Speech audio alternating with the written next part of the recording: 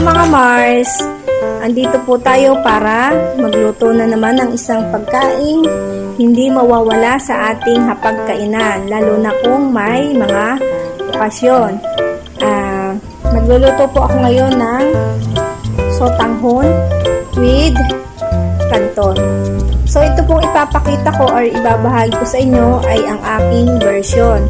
So alam ko pong may mas magagaling sa aking magluto diyan. Ito pong aking share ay ito lang naman po ang aking lutong bahay na isa sa aking pinagkakakitaan ngayon. So ito po ang mga ingredients. May sibuyas po tayo, bawang, nor cubes, chicken po yung gamit ko. Pwede po kayong gumamit kahit anong flavor. So may paminta po tayo, may pampalasa po akong ginagamit. And pasensya na po sa mga health conscious, pwede nyo pong tanggalin na kung ayaw po ninyo. Meron po tayong bagu beans, carrots, isang carrots lang po yan, sabaw ng manok, kasi inilaga ko na po yung manok kanina. Then meron po tayong repolyo, yan po, isang buong maliit. Meron po tayong chicken breast, 3/4 kilo po yan, nakalambot ko na po siya, and hinimay ko na po siya ng ganyang kalalaki. Meron din po tayong soy sauce, bell pepper, celery, and pag-additional na lang po tayo ng patis, kung kulang po sa alat ang ating pansit. Depende po sa inyong panglasa, mag-add na lang po kayo. Asin or patis, bahala po kayo. Basta, depende po sa inyong panglasa. And meron po tayong sotanghon. Itong sotanghon pong ito ay napakasarap po nitong sotanghon na ito kasi ito ay special po para sa akin. Ang pangalan po ng sotanghon na ito ay Saporro. May kamahalan po ang kilo nito.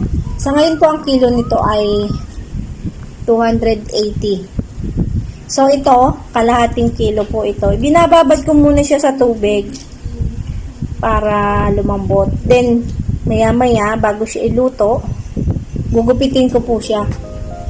Then meron po tayong half kilo na pansit Canton na ling. Ihahalo po natin siya. Ayan po. So, kung may gusto po kayong idagdag sa inyong lutuin, nasa sa inyo naman po yan. Kung gusto nyo magdagdag squid balls, shrimp, bahala po kayo. Nasa sa inyo po yan. Kasi ito pong aking lulutuin ay pang negosyo. Kumbaga, presyong pangmasa, kaya yung sangkap po niya is hindi po pwedeng sobra-sobra sa mga likado. Pero kung sarili po yan, hatawin na natin sa mga sahog-sahog. Then may bilao po tayo dito. Pag natapos po yung ating lutuin mamaya, dyan po natin i-assemble. Kasi ito ay order po sa akin. Kaya sinamantala ko lang po makapag-vlog ngayon kasi may luto po tayo, may pa-order po tayo. Tara mga Mars, magluto na po tayo.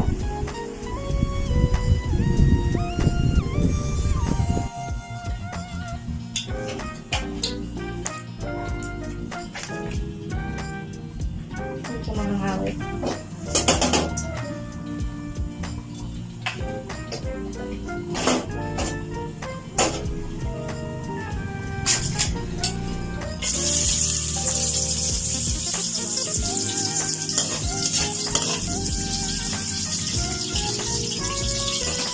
Ito, iniuna ko ang bawang.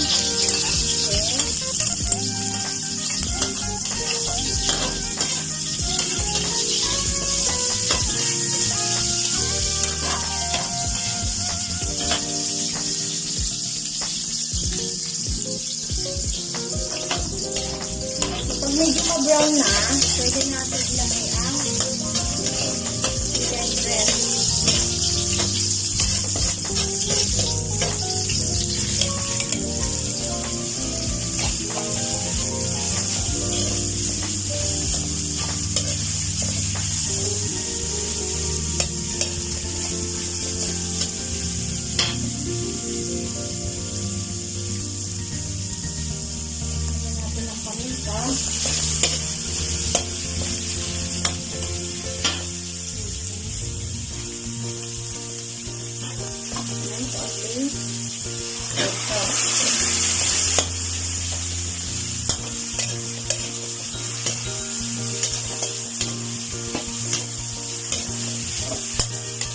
ating chicken, luto naman na po yan.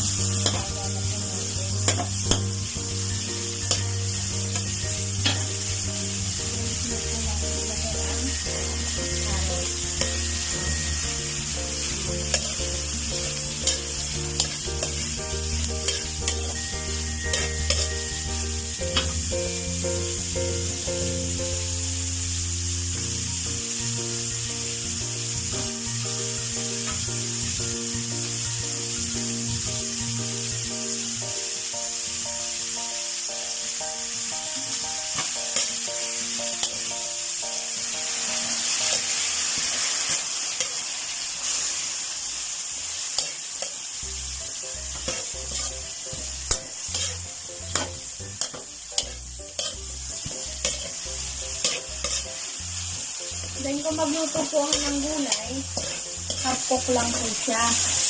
Kasi ayaw po ng overcook. So, lutuin lang po natin yan.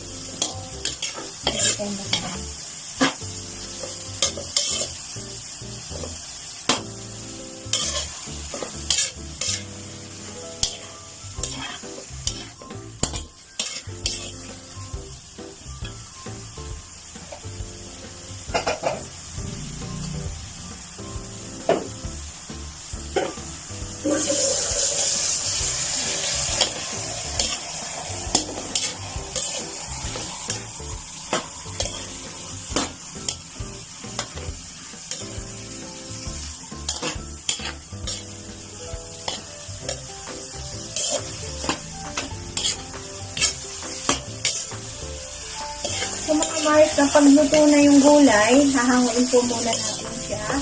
At ilalagay po muna natin sa isang lalagyan.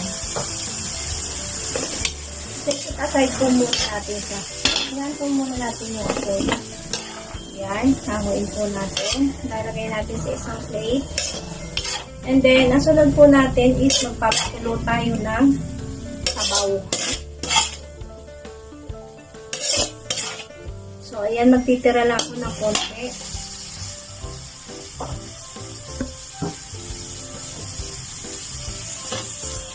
Ilalagay po tayo ng sabaw. 2 liters po ang ilalagay natin sabaw.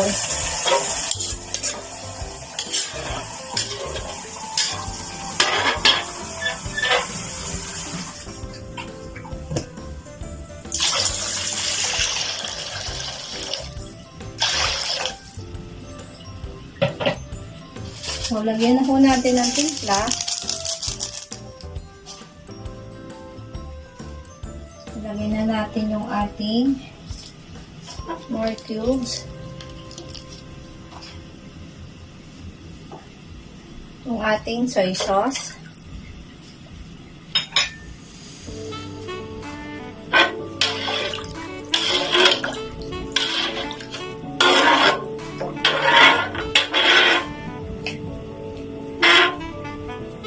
Ating paminta. So, hintayin lang po natin kumulo yan. bago natin ilagay ang pansit. So, yung nilagay ko pong celery ay dagdag aroma po sa ating sabaw. Ayan po. Hintayin na lang po natin ito.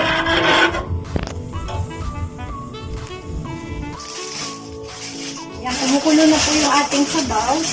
Ilalagay na po natin ang ating pancit canton.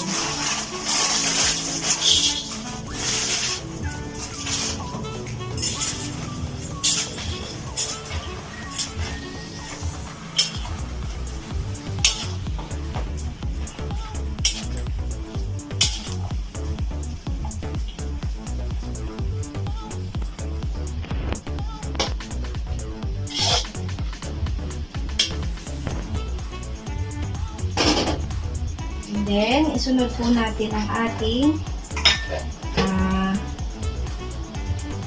sotanghon.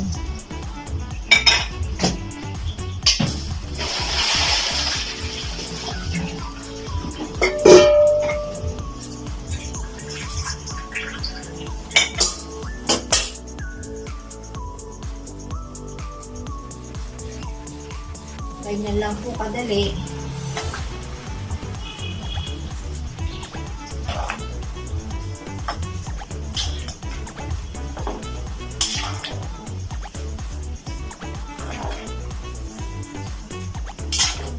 Medyo masabaw po siya, pero mamaya maiiga po yan. Maiiga or matutuyo. Pasensya na ho kayo sa aking lengguwahe kasi ako ay may pagka-Bisaya. Bisalog. Yung mga salita ho kami na wala sa dictionary. O, diba? Ang sarap. Nagaglas noodles na siya.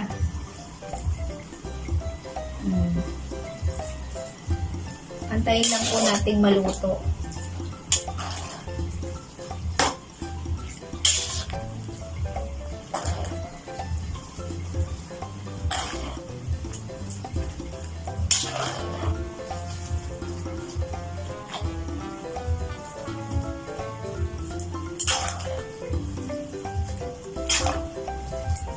Mga 10 minutes, luto na po yan.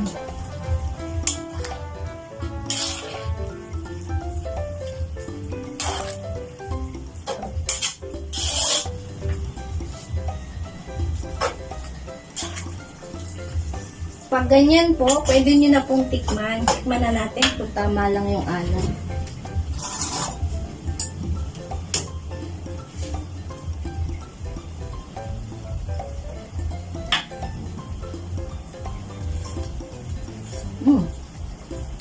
Tamang-tama ang alat.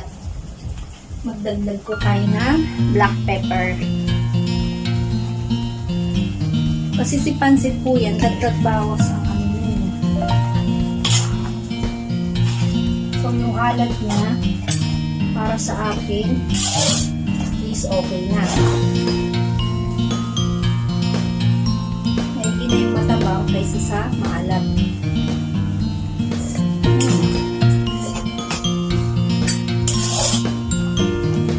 Paluto na po siya. Then yung kalahati ng gulay, pwede po natin ilagay. Yung kalahati gagawin natin pang toppings para maganda ang ating bilao. Ating presentasyon sa bilao.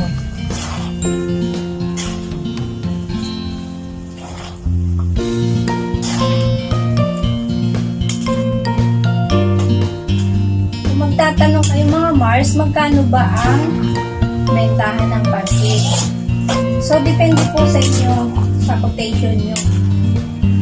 Kasi, iba-iba po tayo ng pamilihan. So, ang benta ko po nito is 800 po. Size 16 po yun, or large bilao.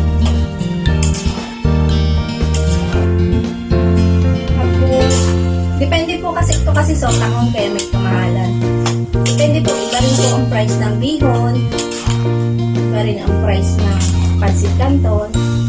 Depende po. Yan, okay na po yan. Pwede na po natin patayin na apoy. Okay.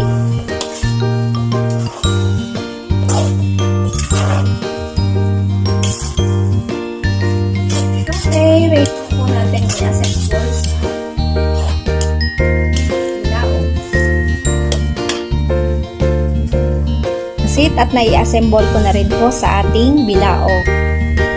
Ayan na po siya.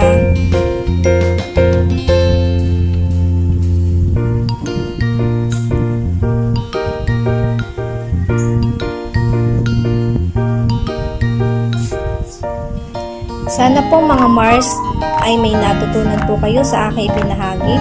And kung hindi pa po kayo nakasubscribe sa aking YouTube channel, mag-subscribe na po kayo and pindutin lang ang notification bell para maging updated po kayo sa mga susunod po pang mga videos.